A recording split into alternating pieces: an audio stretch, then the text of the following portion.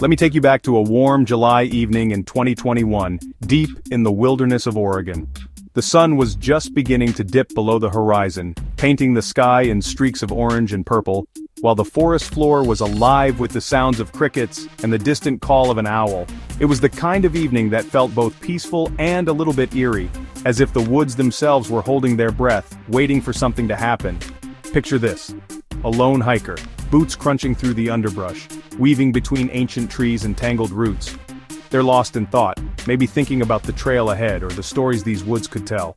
Suddenly something odd catches their eye, a laptop just sitting there perched perfectly on a mossy tree stump, as if someone had placed it there deliberately, waiting to be found. No cables, no sign of a plug, but somehow, it's switched on. The only thing on the screen? A single file, pulsing on the desktop called Tell My Story. The glow from the screen seems almost unnatural in the fading light, casting long shadows across the forest floor. It's as if the laptop itself is alive, beckoning the hiker closer. Curiosity gets the better of the hiker. Their hand trembles slightly as they reach out, fingers hovering over the trackpad. The forest seems to grow quieter, as if the trees themselves are watching, waiting to see what happens next. They click. Up pops a confession, more like a desperate diary entry than anything. The writer rambles on about being trapped in those very woods, stalked by some faceless figure they can never quite catch. The words are frantic, almost unhinged, as if the author was typing in a panic, glancing over their shoulder with every keystroke. They describe sleepless nights, the feeling of being watched, and the terror of never knowing when the next encounter would come. According to the file, it all started when they stumbled upon a hidden room beneath their cabin's floorboards. Imagine that, just prying up some old wood and finding a nest of cables, cameras, and monitors all pointed right at them. The discovery was like something out of a nightmare, a secret surveillance setup that had been recording their every move for who knows how long.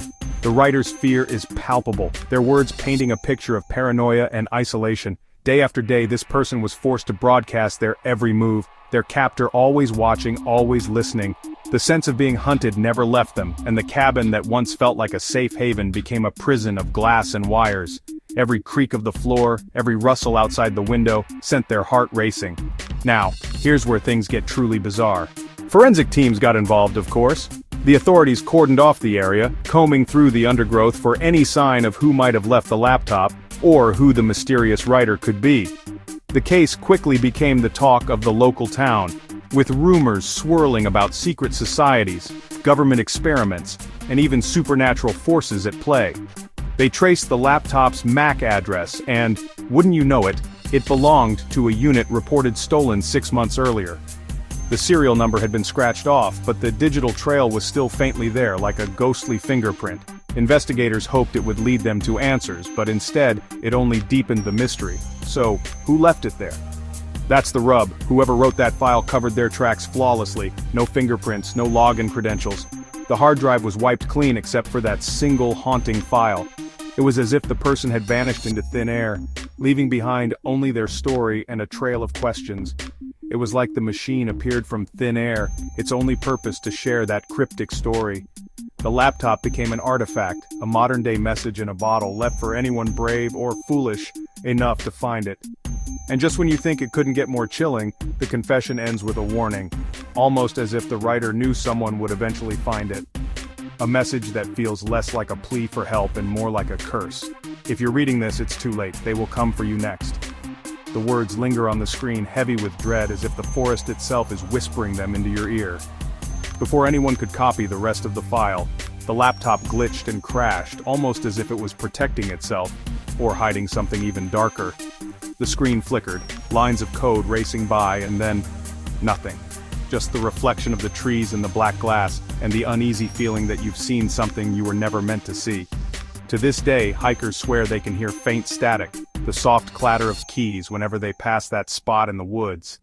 Some say the air feels colder there, and that, if you listen closely, you can almost make out a voice whispering from the shadows, telling you to turn back. Maybe it's just the wind, or maybe you're not alone out there after all. The forest keeps its secrets well, and sometimes it's better not to go looking for answers you might not want to find. So, the next time you see a strange glow in the undergrowth or stumble upon something that doesn't belong, think twice before you investigate.